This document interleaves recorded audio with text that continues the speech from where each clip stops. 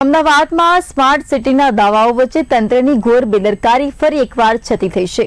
કાંકરિયા જેવા મુખ્ય વિસ્તારમાં આવેલા સફલ 2માં આજે તંત્રની ઘોર લાપરવાહીના કારણે નરકાગાર જેવી સ્થિતિ બની ચૂકી છે। ગટરના ઉભરાતા ગંદા પાણીએ સ્થાનિકોનું જીવવું હરામ કરી નાખ્યું છે।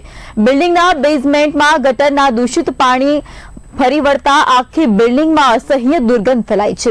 દુર્ગંધ મારતું ગટરનું ગંદુ પાણી બેઝમેન્ટમાં ભરાતા વાહનો પાર્ક કરવા માટે સ્થાનિકોને ભારે હાલાકી પડી રહી છે।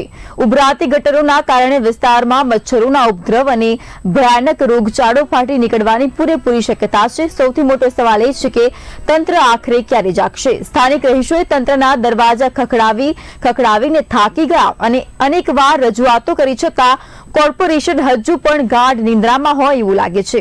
શું ટેક્સ ભરતી જનતાને પ્રાથમિક સુવિધાઓ આપવા માટે પણ તંત્ર પાસે સમય નથી કે પછી કોઈ મોટો રોગચાળો ફાટી નીકળે તેની રાહ જોવાઈ રહી છે।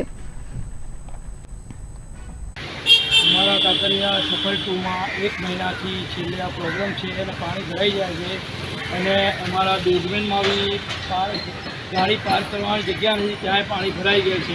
તે તમને અમે બતાવીએ।